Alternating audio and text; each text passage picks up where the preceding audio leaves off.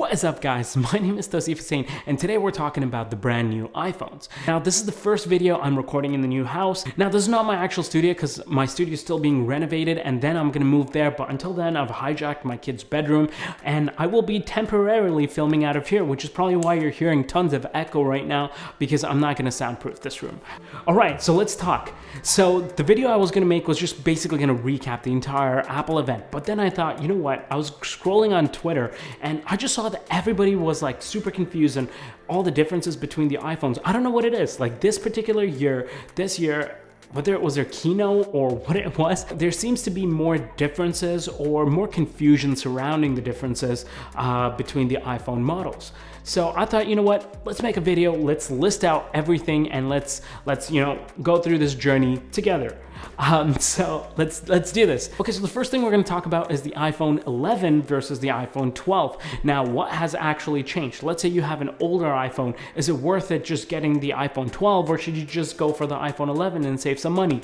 Let's talk about that. Now, the first difference we're going to talk about is 5G. Now, Apple went crazy about 5G at this event. Like, there was a lot of mention of 5G. And to be honest, this is probably one of the things that I'm not that excited about. I don't know. It's supposed to be faster, more reliable, more secure. But yeah, I haven't personally started using it, so not going to comment on it. Now, one concern that people did have is the battery is going to drain more with 5G. So Apple did mention that they've implemented something called Smart Switch. So it'll kind of switch between 5G when you don't need it, and when you can actually use 5G, it'll switch to it. So that's something that I kind of want to see in practice before I can comment on. The next difference is the ceramic shield coating. Now, Apple claims that this new material that they're using will provide up to 4 times better drop protection, apparently. Again, yet to be seen. I will probably not be doing drop tests unless like somebody gives me an iPhone to do it, but stay tuned on the internet. I'm sure a lot of people are going to do drop tests, but if that's something that you're concerned about, that's a difference. Now, the next big difference is, and we kind of knew this was coming because every year they kind of just take up a number, but is the new processor, which is the A14 Bionic chip. Now, if you're feeling nerdy, feel free to look it up, but this is the first 5nm chip inside a phone. And this new A14 chip with its 6-core CPU, 4-core GPU, and 16-core neural engine is supposed to be very powerful. Now, one thing they did show off in the actual keynote was they were playing League of Legends on the iPhone. Now, for those who don't know, I had an addiction to League of Legends when I was younger. Actually, I lied, which means I probably need to give my wife parental controls, and yeah. Now, another big difference is the OLED display. Now, all the new iPhone models have an OLED display, which is pretty good, and I mean, I'm able to spot the difference between an LCD screen and an OLED screen, so I'm kind of stoked that they now have it across the board. Another thing that is pretty subjective, but I'm actually pretty happy with it, is the new design. I'm pretty stoked about it. I wish they got rid of the notch and yeah, maybe had like a hole punch or something like what Android phones are doing, but unfortunately we do not have that yet. Also, there's 5 new colors that they're launching with it, so which is pretty exciting. I always love new color options, but most likely people are going to be slapping a case on there anyway, so yeah. Now, in terms of camera, the iPhone 12 has slight improvements. So you have the same ultra-wide lens. However, the main lens on it goes from f1.8 to f1.6. So it's going to be slightly better in low light. Apple quantified this as 27% better in low light. And also on that note, all the lenses have night mode now. And for me personally, I would say this next difference is probably one that really intrigues me, which is the accessories. Now you have MagSafe compatibility. Now, I can't tell you how freaking excited I am about this, because magnets, anything, I'm there for it. I love magnets. Anything about magnets, sign me up. It also offers 15-watt charging, which is pretty cool for wireless charging, because usually we're used to like 5 watts. So 15 watt is like nearly triple that. And then on top of that, you have like the cases and everything, which are compatible with MagSafe. Then you also have like just general purpose stuff. Like, for example, all the car mounts inside your car where people try to keep the phone inside like a stand in the car, or even just stick it with a magnet. All of those obsolete, because now everybody's gonna just want to do the whole MagSafe thing even inside the car. Just put like a MagSafe connector and bam, you just magnetize it to your car. So all in all, actually, I was quite surprised at how many changes we had from the iPhone 11 to the iPhone 12. My personal opinion is this change is actually quite big from last year. So if you do have an older iPhone, it might be worth it to just get the iPhone 12 and have all the latest MagSafe accessories, have the better display, have slightly better camera, have the better processor so you can keep it longer down the road, and you also get the ceramic shield on top of the phone so you get better drop protection. connection, and last but not least 5G. So yeah, it kind of just future-proofs your phone. Would I recommend getting the iPhone 12 over the iPhone 11? If you don't have the iPhone 11, then yeah, I would. But if you do have the iPhone 11, you kind of got to weigh out to see if it makes more sense for you. Like, are these differences worth it for you? Now, they did also launch a slightly different version of the iPhone 12 called the iPhone 12 mini.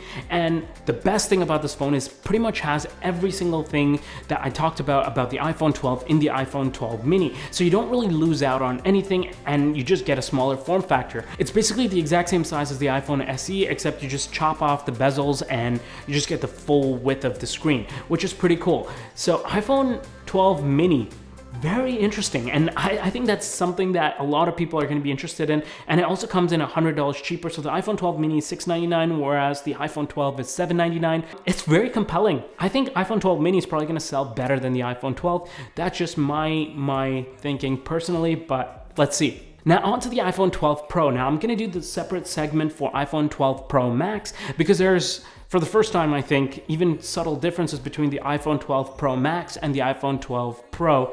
And these differences, although subtle, actually make a pretty big difference. So I'll talk about that more soon. But the main difference you would go from an iPhone 12 to an iPhone 12 to the Pro lineup is for camera. So if you're doing a lot more camera stuff and you want to have the ability to shoot better quality video, better quality photos, then yeah, the iPhone 12 Pro makes sense. However, the iPhone 11 itself was really good for photography as it is. So the iPhone 12 improves on it very slightly, and I think it's more than enough for pretty much the average person out there. For everyone that's just taking photos of their family, of the occasional photos here and there, throw them up on Instagram and whatnot, I think it's more than enough. But if you are serious into photography and you want to be able to use the iPhone for a lot more photo and video stuff, then the iPhone 12 Pro lineup makes more sense. And the main reason is because of these two new circles that are on the back of your iPhone. One is a telephoto lens, so you also get the option of doing, I believe it's like 4 times more optical zoom. And you also have the LiDAR scanner, which we saw on the iPad Pro. Continuing on with the camera, the iPhone 12 Pro has the same ultra wide and the wide angle lens as the iPhone 12. So you basically just get the added benefit of the telephoto lens. However, you also get to shoot in Apple Pro RAW, which is this whole new format, which is probably not going to be with the phone when the phone launches, kind of like the whole Deep Fusion thing they did last time. But I mean, it seems super exciting. So basically it takes like all of Apple's computational photography and all the science behind what their sensor is doing and like the whole smart HDR and all of that, and it packs in also the raw data, which people love using because then you have a lot more access to information in post. So if you were to edit like the tones and the colors and stuff like that in post, you have a lot more data to play with. So Apple's kind of like merging these two, so you don't have to choose between shooting in RAW and shooting with like Apple's smart computational photography, and now you have both, which is super exciting. I mean, I actually want to see how it plays out in my hand, but in theory, this could be a game changer for smartphone photography. But going back to the LiDAR sensor that I was talking about earlier, the LiDAR sensor allows you to get night mode portraits, which is something that I'm actually super excited for, because right now with the iPhone 11 and even with the iPhone 12, you won't be able to do night mode portraits. Also, they also touted better autofocus. So if you're trying to autofocus in the dark, then the LiDAR scanner is going to help you pick up focus a lot quicker. Now, subtle difference to note between the iPhone 12 and the iPhone 12 Pro lineup. Apple touted that their phones now have Dolby Vision HDR recording. With the iPhone 12, you can only do that up to 30 frames per second, but with the iPhone 12 Pro lineup, you can do that up to 60 frames per second. So it depends what frame rates you shoot, or if you want to have the option of the 60 frames per second to do slight slow motion stuff, then yeah, then the Pro lineup makes more sense. And the last difference I'm going to talk about is with the Pro lineups, Apple doubles the memory. So the base memory now is 128 GB versus with the iPhone 12, the base memory is 64 GB. Now moving on to the iPhone 12 Pro Max, and this is what I found quite interesting, is that, well, you have the general, like the screen size increase from 6.1 inches to the 6.7 inches and the better battery life because it is a bigger phone, but the camera That's where all the difference comes. Now the telephoto lens on the Pro Max is slightly different as well. The 12 Pro had a 4 times optical zoom, whereas the 12 Pro Max has a 5 times optical zoom. However, the aperture goes up a little bit to 2.2 versus the f2.0 that you get with the 12 Pro. However, the main difference is the main camera that you shoot with the iPhone, so not the ultra wide or the telephoto, the actual main camera, that has a new sensor behind it, and it has larger pixels. And Apple's saying that it has up to 87% better low light performance. That is like an insane number to throw out there, right? Like, that is huge. Apple basically chalks this up to the larger pixels and the larger aperture on the main camera. So I'm super excited to see photography, especially nighttime photography, on this phone, coupled with the LiDAR scanner and, you know, getting autofocus a lot better in the dark, and also being able to do night portraits.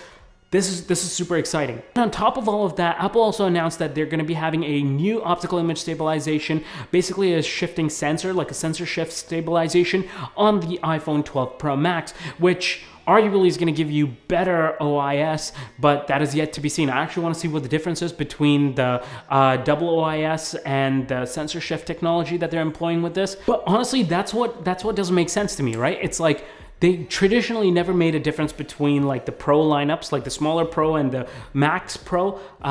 So it was kind of cool. Like you could get the smaller version of the same exact Pro phone that you wanted. But now, if you want an 87% better low light camera, then you go with the Pro Max, right? And the whole argument in my head is, the only person that's gonna go for the Pro lineup is somebody who wants a good camera, and they're not gonna wanna skip out on the sensor shift technology and the better main camera. They're not gonna wanna skip out on that. So in my mind, I don't even know how many people are gonna buy the regular Pro model. It just doesn't make sense to me, because if you're going for photography and videography, you're gonna want the best that the phone has to offer. And for $100 more, you get something better in the Pro Max. Okay, so now to conclude, which iPhone should you get? Honestly, if you have an older iPhone, then I would just go for the iPhone 12 over the iPhone 11, because there do seem to be quite a few new differences, and this phone will actually be a lot more future-proof for you. However, I will caveat this. If you're getting the iPhone 12, if you don't mind the smaller screen size, then save the $100 and get the iPhone 12 mini, and it is going to be a great phone. I think it's going to sell really well. But if you have the iPhone 11, you'd have to weigh your options to see if it makes sense to sell that and then shift to this one.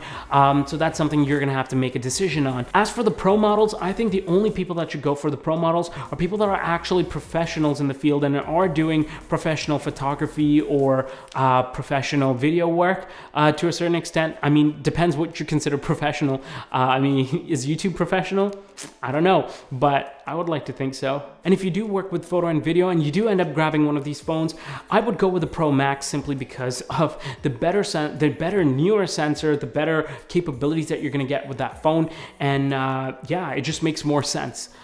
That being said, thank you so much for joining me. I hope you enjoyed this video and it was beneficial to you guys and it helped you decide which iPhone that you should get. I actually am very curious to see what you guys are going to be picking up. So feel free to let me know in the comment section down below. I pretty much try to read and respond to the majority of the comments that come through. So I want to hear you guys and see what you guys are interested in picking up. Or are you just going to stick with your older iPhone, or are you team Android? Let me know in the comment section down below. With that, if you like this video, then go ahead and crush that like button. If you like content around tech, gadgets, filmmaking, and lifestyle, then make sure you guys go ahead and smash that subscribe button. And I'm going to be uploading a lot more content on this channel, so make sure you guys hit the notification bell. Make sure you guys select all notifications. And on that note, I will see you guys in the next one. Peace.